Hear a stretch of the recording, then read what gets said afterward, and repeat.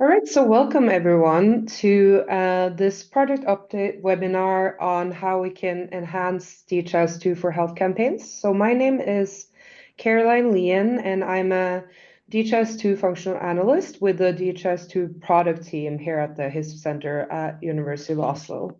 So you got a very exciting and quite packed webinar for you all. So I'll try and keep my part and introductions kind of brief. But here's a bit of the agenda for today. So for some of you that maybe just saw the post on community practice or some of our other networks, University of Oslo and the HISP Center is currently having a collaboration with the Clinton Health Access Initiative to really look at how we can improve DHIS2 for health campaigns. And so we have this initiative going on for until about June next year. And so what we would like to do in the first half of this meeting is to present a bit on our product roadmap for this product. So we want to show you kind of what kind of enhancements and new functionality we'd like to develop to improve DHIS2 for campaigns. And we also want to talk a bit about the documentation and guidance we want to improve, as well as also ways to extend DHIS2 for custom apps and other external app developers.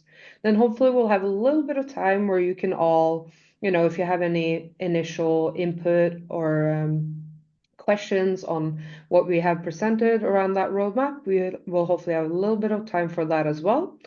And then kind of part two, the second part of the hour will be a couple of great partner presentations. So we'll have Crosscut present a bit on their microplanning app and how that ties in with DHIS2. And then we'll have the WHO team presenting on the recent Niger meningitis vaccination campaign. So with that, I will just start going a bit more into the software enhancements that we're looking at working on in the next few months. So first, I want to talk a bit about a bit later. I'll show some screenshots. We don't really have time for demos today, but I'll show some screenshots of things that have just been released or are very close to being released. But first, I'll go through a few things that are a little bit earlier in the process. We're still doing kind of our functional analysis. We're gathering requirements. We're looking at use cases and designs, etc. So I'll go through some of the functionalities we're looking at for that. And just a note that, again, this is functionality we're looking at adding for DHIS2 version 42. So that means release date in May next year. And so when it says with the timeline, if it says 42, it's usually because there may be some backend dependencies. So it needs to have that for the functionality to be complete, even though maybe some of you are aware that DHIS2 does have a lot of continuous releases with our front-end web apps. So there could be some functionality that can come before that as well if it's only a front-end feature. So this might be a little bit DHIS2 specific, it might be a bit technical, but we're trying to frame it in how these meets challenges that are seen in various campaign use cases currently. So if we first look a bit at challenges around analyzing in DHIS2. So the first one is around disaggregating data by option sets. So basically option sets, many of you use it for your campaigns to record different things like travel history, classifications, disease treatments, and more. But currently in the data visualizer, so one of the analytics app, you can't kind of disaggregate and see the numbers per options on this. You often have to, create these individual indicators for each, causing a lot of bloat, maybe duplications of indicators, etc. So that is one of the challenges we hope to meet by being able to disaggregate data by option sets in data visualizer. So, and then we have external dashboard types. So the current challenge here, we see that campaigns might be using other dashboards, other external services. for example, Superset. For some of their visualization dashboards, we can't really show them together in the same place. So we want to enable the DHIS2 dashboard app to be able to pull in some more of these other services, starting with Superset. If we move on to a bit more upcoming functionality around individual data, we see that, for example, we have something called bulk enrollment. Basically, the challenge that's trying to meet is that many programs, they'll plan their campaigns and they want to deliver those intervention at household level, and that's usually, so the households is what's registered in their program. And so there currently no way to, except maybe with scripts and more complex things like that, to bulk enroll a number of households into a new program. So with bulk enrollment, that's something we're hoping to meet. And then we're looking at even more bulk or kind of doing things in batches. We're looking at how you can also enter bulk data in working lists. So the current challenge here is that often each household, they will receive the same intervention. There might be very similar data that needs to be added to each household record. And then often users, they will have to go into each household record, add the information. So we want to facilitate adding data to a list of households, all at the same time.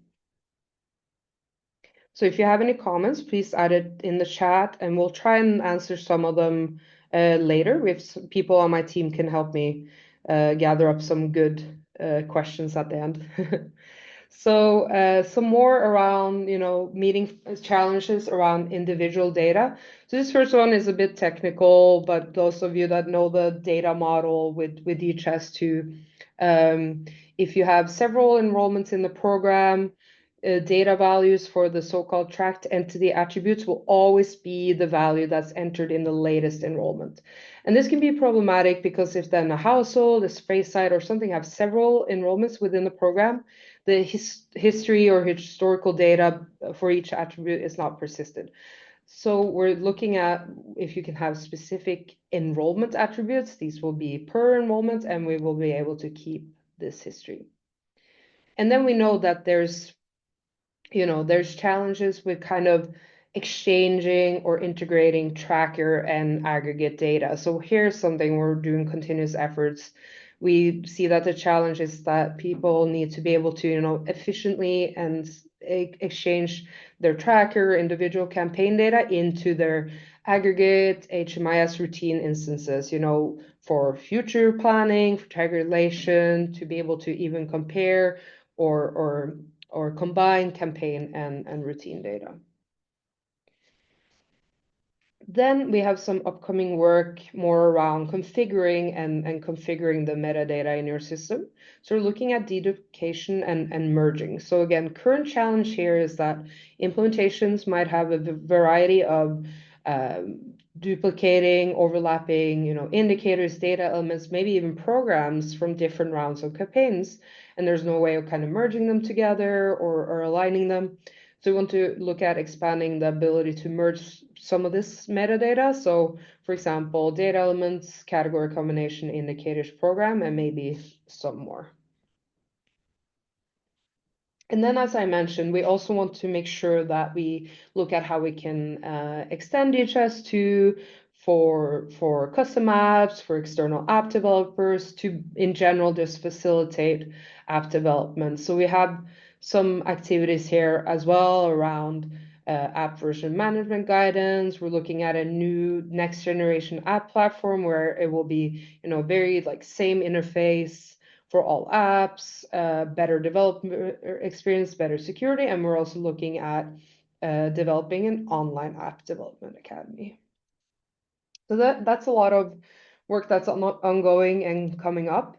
But now I want to show some screenshots and exciting news of things that might have just been released or coming very soon, meaning maybe even before the end of the year.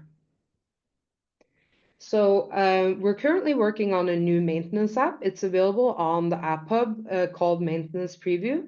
but it's not feature complete yet. We're adding sections gradually to it, but you can start using it already, for example, for data elements. And we've really seen the need again for bulk management here as well. And so, for example, that one of the big things there is bulk sharing. So as you can see in this screenshot, you can now currently update sharing for, several data elements and to different users or user groups. And then we see that, you want to present or your campaign results, like the achievements and everything. And often we know that people download their dashboard items and put them into PowerPoint, for example. And so we want to enable the opportunity to just actually do a slideshow or do full screen on the dashboard itself. So this is going to come up very soon within this quarter. So you see the slideshow and the view full screen buttons there. Then we're looking at a lot of to do things in bulk for this release cycle. And one of the other things is we call them simple operations because it's not like the bulk enrollment as mentioned earlier, but it's being able to select several records in the list and decide, do you want to complete all of these enrollments? If it's an event program, do you want to complete all the events? Do you want to delete them? Etc. So this is also very soon or late in the development process and should be coming up in an app release in the near future.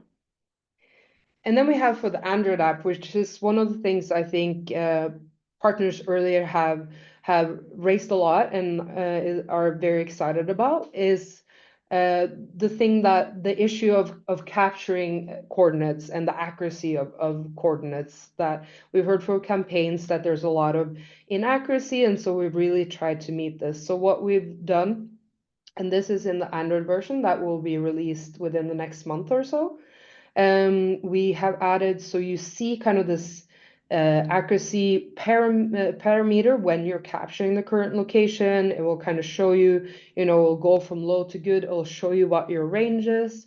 And then you can even decide to restrict that a user can't capture a coordinate until it's this minimum precision range that you can set in the Android settings web app. So I hope these are ways to improve accuracy of coordinates when conducting campaigns. And in addition to this, we're also looking at, you can choose to set your pin location manually by swiping the app. You can also disable this in the web app. And we were also adding a search bar, so you can actually just search to select the location as well. So, and then this is a bit more on the extending the DHIS2 part. We're looking at adding a command palette, which is also coming up very soon.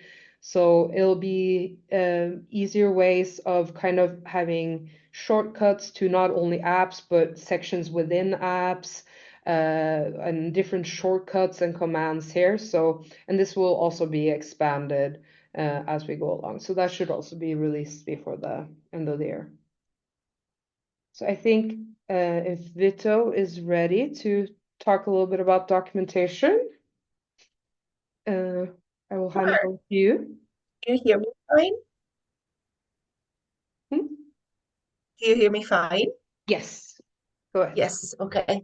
Thank you. I hope I'm not going to cut. Unfortunately, my connection is playing tricks on me.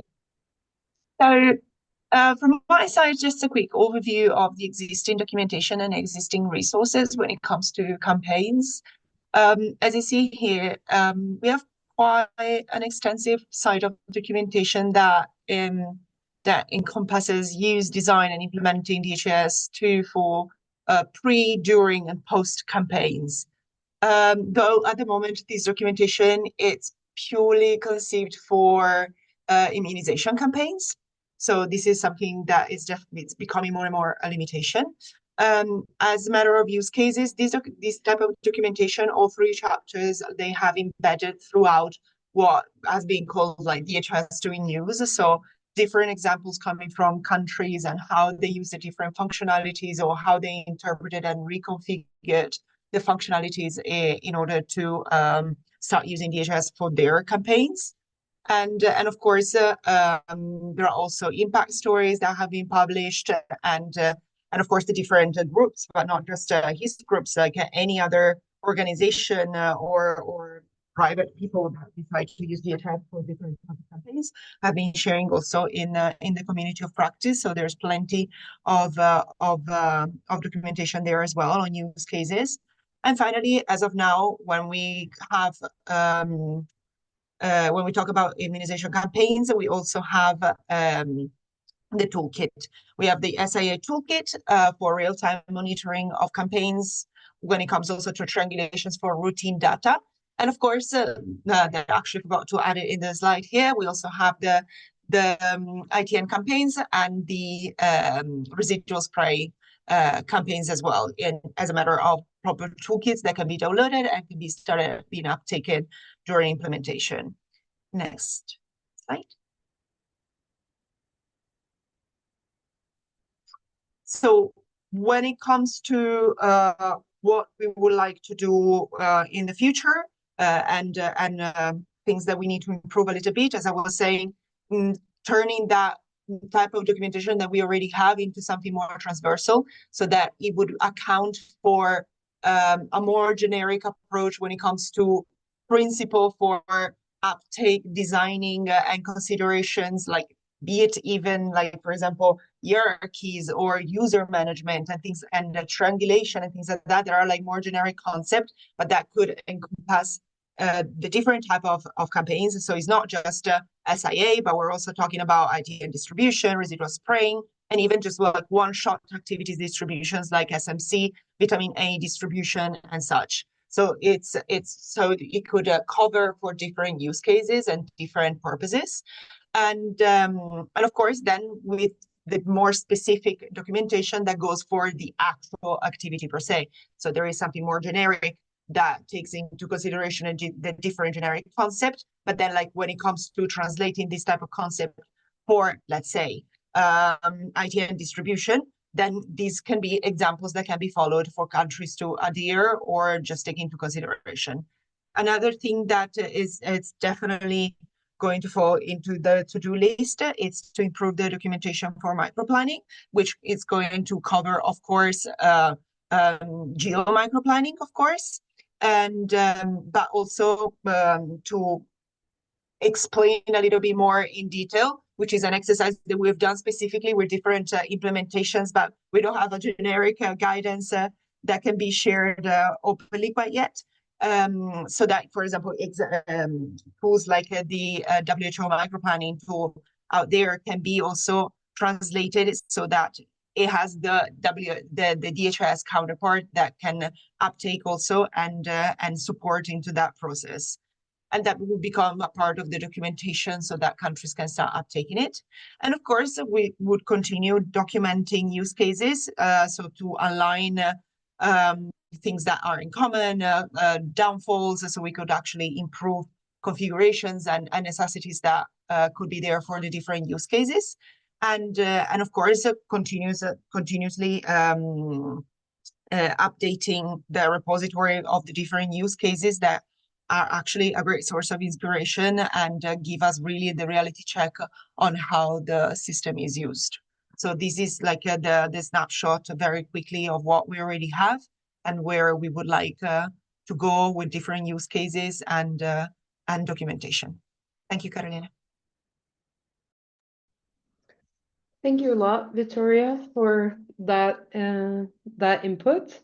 That is really good. So then we've talked a little bit about both on the software and the documentation guidance side, what we would like to do to improve the whole DHIS2 ecosystem for campaigns.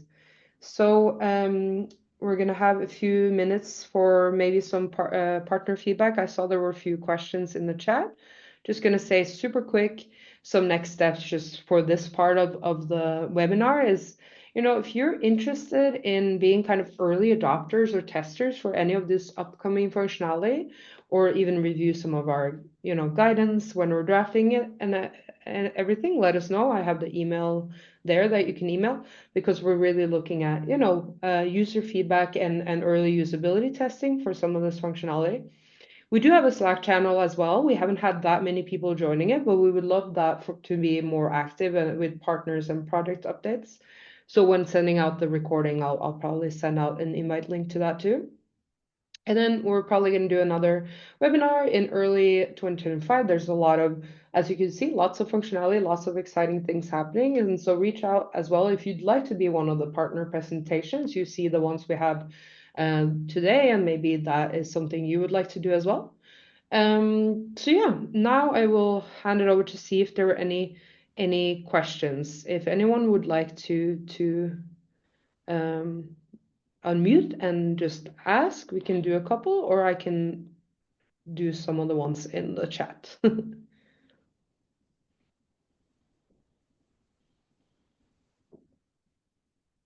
So I'll just start with a couple. So we have Stephen Okaya asking if the option set disaggregation is applicable for program indicators as well.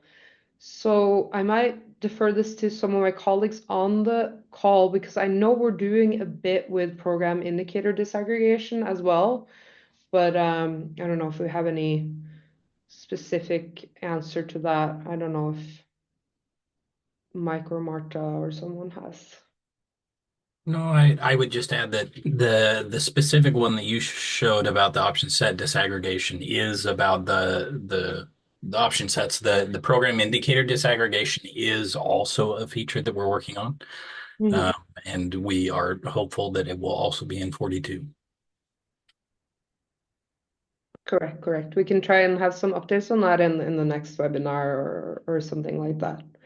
And then it was asked if the GPS capture is online or offline, and our Nancy, our Android product manager, said it can be used both ways, online and offline. We know that Android is almost, offline first, so we want to make sure that everything also works offline. And then Destiny asked what would be the expected timeline for expanding the documentation. I don't know if we have very concrete on that, Victoria, but we definitely want to get things done get some of it done before the end of the year. We want to make sure to expand part of it with a bit more of these technical considerations from these new functionalities as well. But yeah, Victoria, I don't know if you want to add anything. Yes, I think like the most important next step is definitely to start integrating more of the technical functionalities in the guides. And then, of course, integrating and transversalizing everything will take some time. So it will definitely fall also in Q1 2025. But I think like the lowest hanging fruit in that sense would definitely be something that we could propose by the end of the year, and integrating more the technical side into the guides for sure. I saw Stephen raised your hand. Was it just if it's a quick comment to the disaggregation part? No, yeah, but I think the response was good. We are really looking forward to the program indicator disaggregation that uses the disaggregation from the option set that it uses. But maybe as another aspect that we see very relevant and useful for campaign systems is the real-timeness of data displaying on dashboards and the like. I haven't had a step or is there a plan that the enhancement might bring in a more efficient way to display data in real time for campaigns? So I know that we are at least expanding our guidance on things like public portals. So that is one way. I don't know if anyone from the team want to add any other comments on this.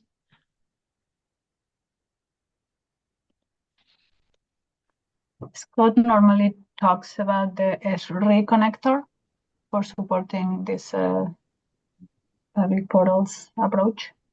I don't know if that helps. So the public portal will be using analytics, because if it is going to depend on analytics, then some bit of lag will be expected. Like how often the analytics is set to run.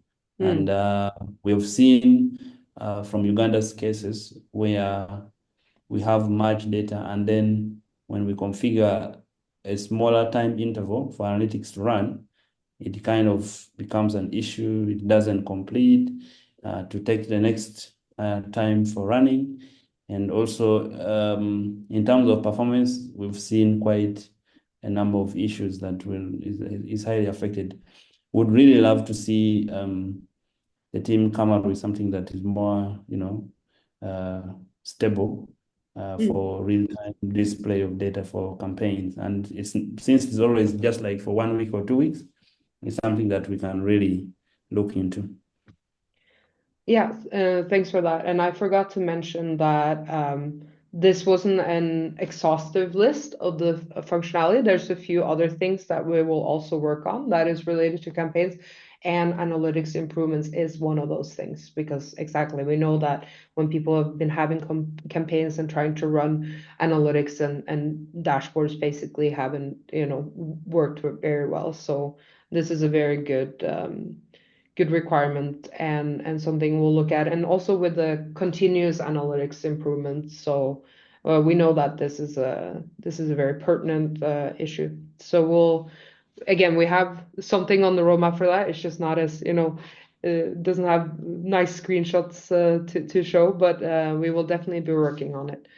I think we might have to move on to the presentations.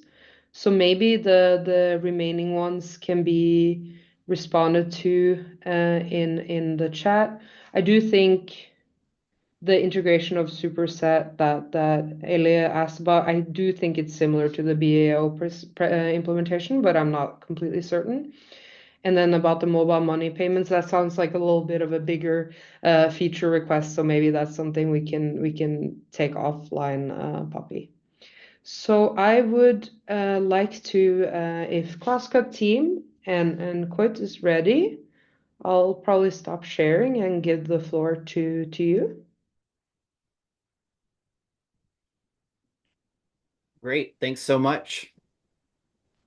Hello, everybody. My name is Coit Manuel. I'm a CEO and founder of Crosscut, and we're going to share a little bit today about our DHIS2 microplanning application.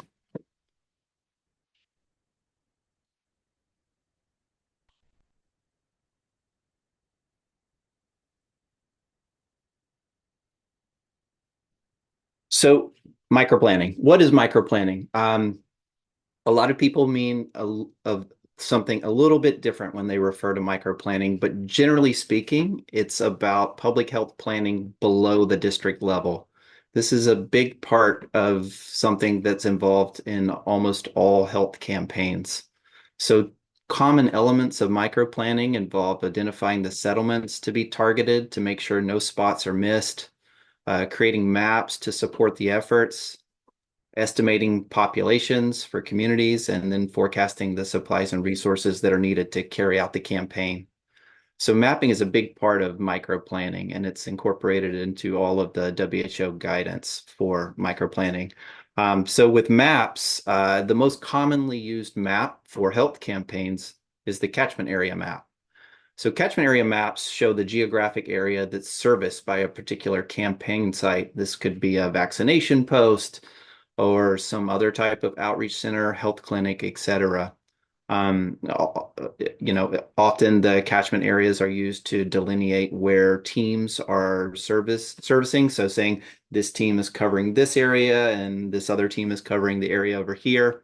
They're often hand-drawn. They're either hand-drawn or to produce digital high fidelity catchment area maps generally requires lots of modeling and takes a while. And this is happening on almost every campaign every year across BedNet distribution, vaccination, NTD, mass drug administration, etc. So to support health campaigns, we stood up a microplanning application that we're going to show you now that you can use to create these catchment area maps directly in DHIS2. So you've probably seen some of the great maps that are in DHIS2 already.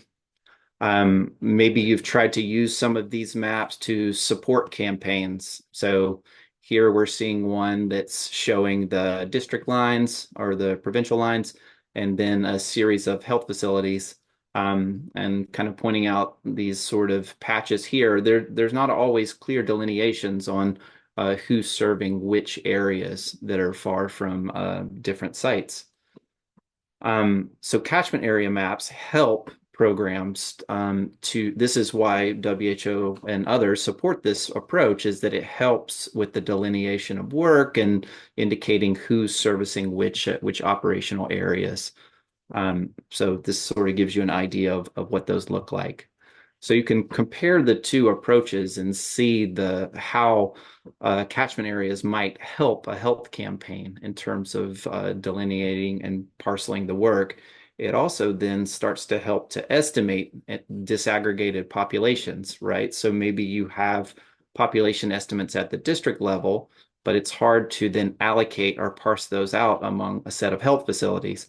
Catchment areas can provide some support to help make those population estimates. Maybe you've tried to create heat maps like this to show progress on a campaign or on other health programs. So the map on the left here shows some district level heat maps, and then the one on the right shows health facility maps. With catchment areas, you can produce health facility maps that aren't just dots, but include the full catchment area. So when you compare them sort of side by side, you can see the kind of dashboards that are more insightful. So when you look at these, which one is more helpful? The Crosscut app's available in DHIS2 2.38 or later, so you can just search for microplanning to find that application, and it's very easy to install and to use.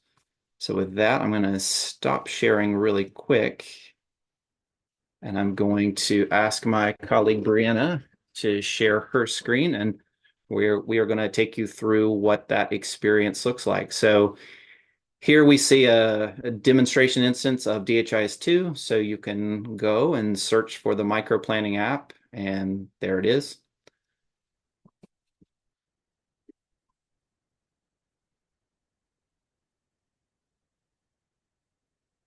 So here, these are a set of example catchment areas. So if you want to do this, for example, this can be done for DHIS2 health facilities. It can be done for really any set of geocoded points that are in the hierarchy structure within DHIS2. So here we'll select a country, Sierra Leone. You can select a specific area of the country. We'll name kind of an example for DHIS2. At the facility level, and then click Create.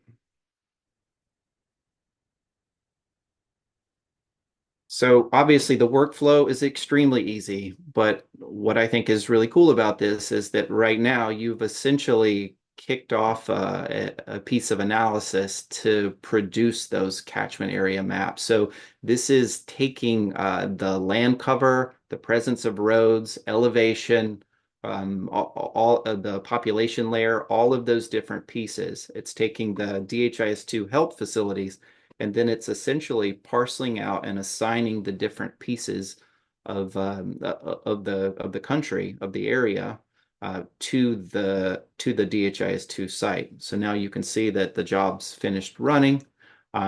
So the amount of geospatial analysis here is fairly complex, but we can publish to DHIS2 by pressing the button. So now what you've just done is you've taken the health facilities from DHIS2, created catchment areas, and now you're pushing those catchment areas back into DHIS2. This can be done with any DHIS2 2.38 or later.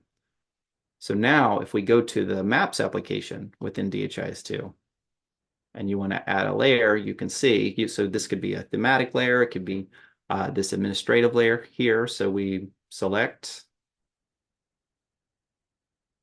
So we're going to show the facilities and look at this part here. So this is where any catchment areas you've added to the project or show up here. So we'll choose the one we just created, add the layer. It's easy. So that's the Crosscut microplanning application for creating catchment areas. Thank you, Brianna. I'm going to now share my screen just to finish this up here.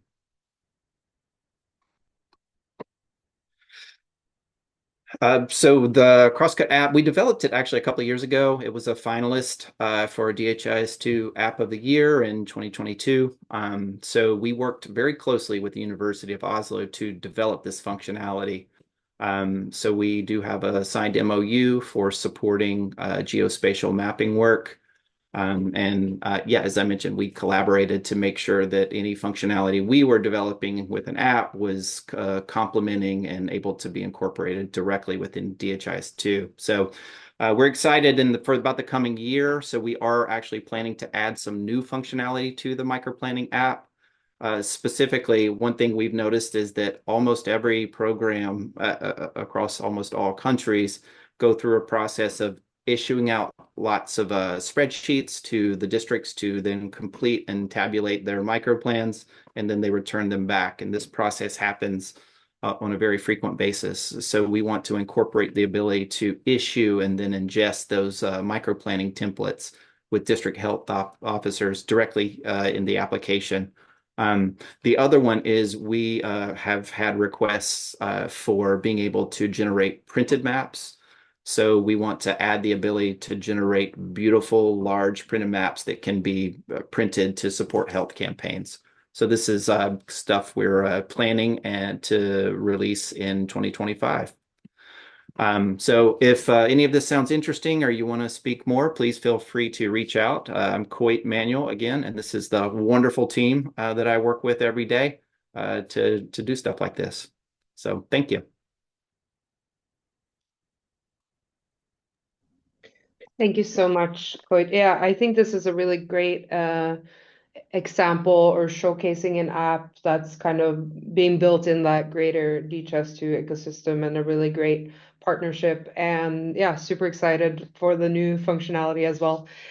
So do we have a couple of minutes for some questions, if there are any?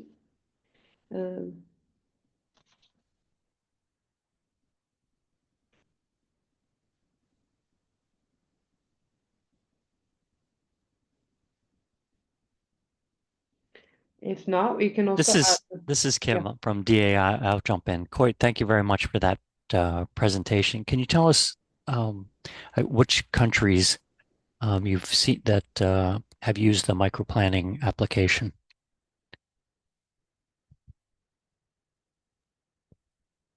Yes, so the Crosscut app exists independently of DHIS2, and then we have the DHIS2 application that we just showed you here. So we don't necessarily have insight into which countries are picking up and using within the DHIS2 environment. That's something that we want to start to be able to hopefully track and have some visibility on a little bit better in the coming year. I mean, I can say that I've seen, I think, users from every different HISP center across Africa has logged on and used the application at one point or another. So we don't actually know always what people are doing, so we want to try to start to ask more questions so we can tell that story a little bit better. But the application's available across, I think, like we're up to like 33 countries now, and plan to expand further over the coming 4 months. So that, yeah, the application's widely available. Great, thank you very much. It's a fascinating app. Thanks. No problem.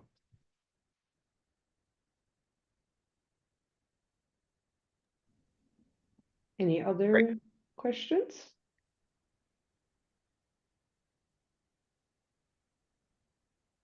Thanks so much. Thanks to everyone. Thanks, and feel free to drop questions in the chat too, and we can see if we have time to get to them at the end as well. But for now, if if the WHO team is ready to talk about the Niger campaign. Is it Dr. Kamara that will present?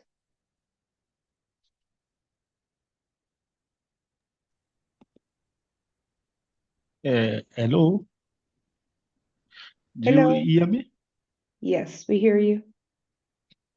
Okay, good afternoon. My name is Dr. Kamara Ibrahim. I am an epidemiologist. I work at the WHO office in Niger. So it is a pleasure for me to share with you some experience with utilization of DHIS2 to monitor our meningitis campaign. Before I excuse me for my bad English, so I'm trying to speak slowly for your understand.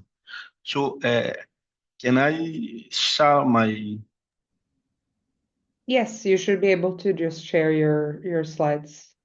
okay.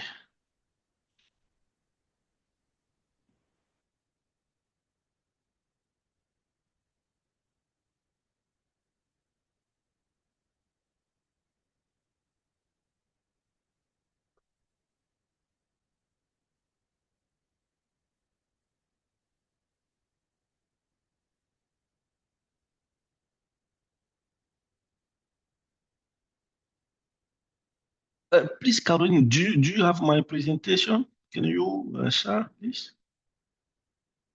I have some problem Yes. to Yes, I have at least the one from the I got one the yesterday, so I can share that one. the last one. Yes, I can share that Okay. for you. So just let me know when I should switch. But yes, I'm sharing it now. Does that look okay?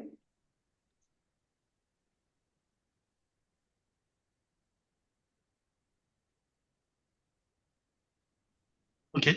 Okay. Good. So I I I was telling I am Dr. Kamara Ibrahima. I work at the WHO country officer as an epidemiologist. I am responsible for the activity of preparedness and response of a meningitis epidemic. On behalf of our team, I will share some experience using DSS2 to monitor the meningitis campaign using the MEN5 vaccine in 2024. Diapositive. The presentation will be as following. We have, please. Okay. We have four elements in our communication plan. First one, we are share with you a general overview of the campaign, some results, lesson learning, utilization of DSS2, and we will talk about some gap, challenge or mission feature. Okay.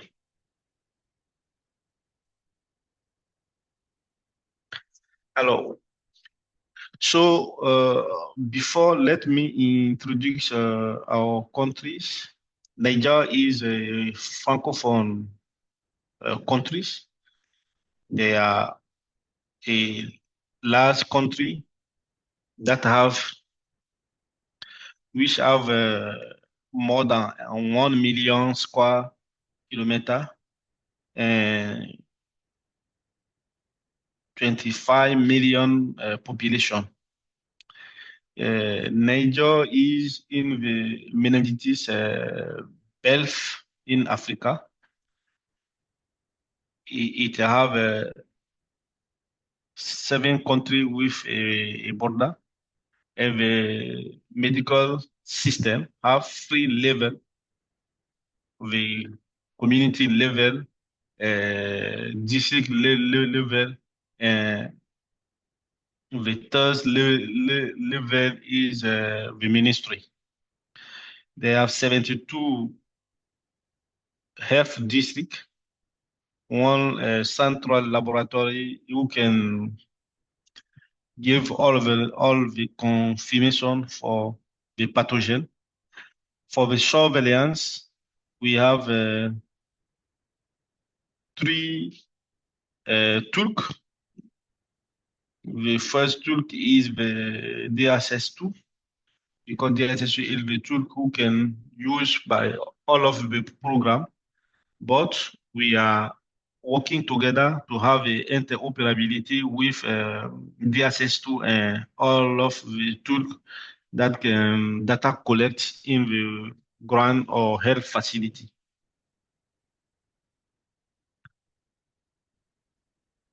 Yeah. So for the overview of our campaign, we organized two runs. The first one, we organized that in Niger, in Niamey, the region of Niamey. Niamey is the capital of Niger. It have 5 districts. When you see our table 1, 2 districts crossing epidemic during in February and March 2004. And we organized the campaign for the 5 districts to have a good coverage and manage all of the epidemic situation. If you see the number of cases since the beginning of the year until the end of week 18, we have 2,063 cases, including 180 deaths, represented a case fatality rate of 7%. As of week 20, Niamey only have most affected region with 965 cases and 16 deaths. So if you have many cases of meningitis, it is the recommendation to organize a campaign. The good way was we have a new vaccine who was pre-qualified by WHO, who is the main 5. Yeah. Alors, the second round, we organized that after Niamey, of region of Niamey. We organized in 8 districts to our country. But we have the region of Agadez, region of Tawa, region of Zender, region of Tilabeli, region of Maradi.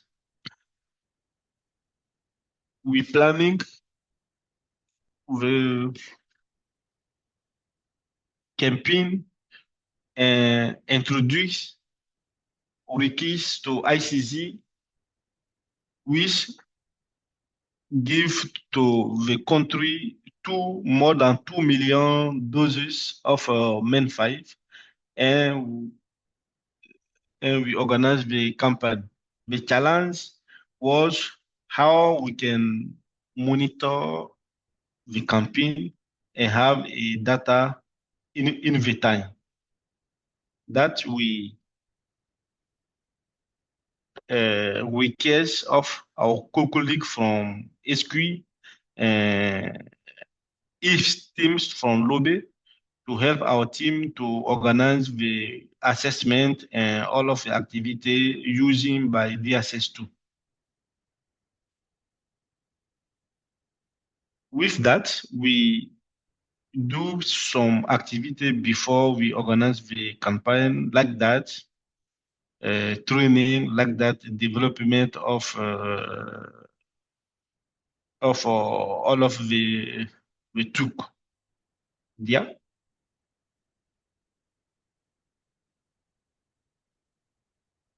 Alors, this is some, we have there some result of our campaign.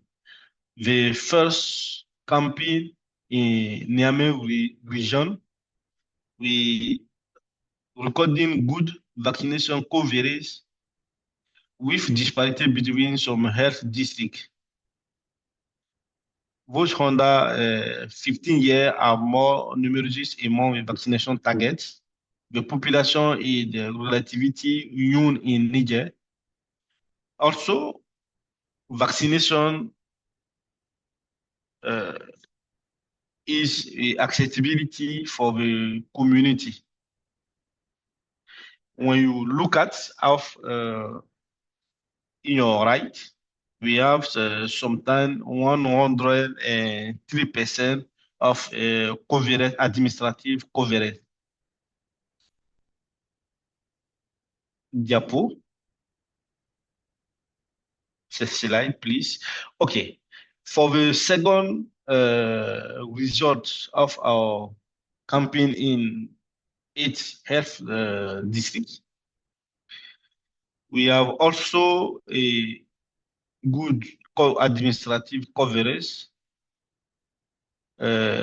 except one of our district, Chirurgerin, which have some security problem because we have can limit the accessibility to monitor accessibility for the team to go organize a good campaign in the district. So we can understand after the campaign, the next step was how to monitor a good and have a data quality for the monitor and organize the post-campaign survey. That's our team and SQ team and Afro teams and team of MOH and IFS. We organize some meeting to decide how we can monitor our campaign. In that meeting, we decided to use the DHIS2 to organize the first monitoring campaign with DHIS2. So in the country, we have not a specialist for DHIS2 and we have good IT. So teams of IFS help our team to develop the tracker and use this server of MOH server to deploy all of the tracker system in DHIS2. For the WHO, we give some tablets, some tablet and train organize the training of all of the team to go monitor of the post-campaign coverage. Slide. Some lesson learned. The DHIS2 can be used as a monitoring tool for reactive vaccination campaign in emergency situation. This is our first time to use that. And the use of DHIS2 allow to ensure all of the locality select as part of the vaccination coverage survey were visited and target interview. Also, we use of electronic to improve the campaign monitoring and insufficient time to train user effective quality of data, because if you have no more time to training to implement before you can go in the ground, they affect the quality of data. Slide. Now we can touch with the utilization of the DHIS2. We have here some activity. The first one is the development of a DHIS2 tracker with the support of HISP, development of the statistic department server, training of more than 150 users for data collection for our survey, establishment of partnership with statistical, digital health, and epidemiological surveillance department of MOH, and we deploy of IT to support our team. We have 8 regions. In each region, we deploy 2 or 3 IT to support our team to resolve some problem for GPS, some problem for updates in the ground. Slide. Alors, So, here, Kamara, if you can finish up in a couple of minutes, that's good because we're at time. okay, no problem. Now we have our dashboard for the utilization. It is the first time to use DSS2 to monitor our campaign. We survey 8,000 people. It has a opportunity, and we have a dashboard every time, everywhere we can access to our dashboard to use and share the data. Slide. We have some results, and we use also DSS2 to monitor the REFI also on the ground. Slide. Some challenge, okay. Alors, we do some SWOT analysis. Our stringing is a scale country team to maintain the project. The political will be authorized to integrate electronic surveillance. The opportunity is committing for partners supporting surveillance. Meningitis or roadmap take electronic monitoring into account. Willingness and authority to migrate electronic monitoring. And we have some weakness, low quality of primary data, weak coordination of partner, difficulty to calibrate the GPS point on tablet. And some challenge is making data collect platform interoperable in our team. So slide. Okay, before I finish, I would like to thank to our team from Niger, from MOH, and from HQ. We have Joachim from HQ who which was there to support our team to do all of the activity using DSS2.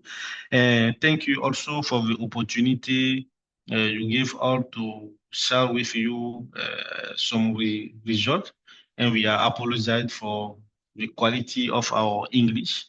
The next time we are improve to better presentation. Thank you.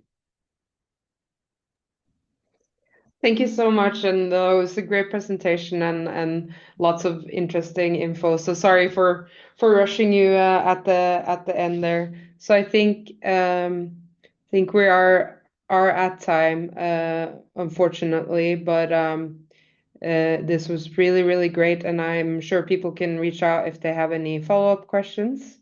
as well, right? So this will be posted, the recording, if you want to revisit anything, and want to thank all the presenters, and thank you for joining, and we'll see you for a similar webinar in early 2025.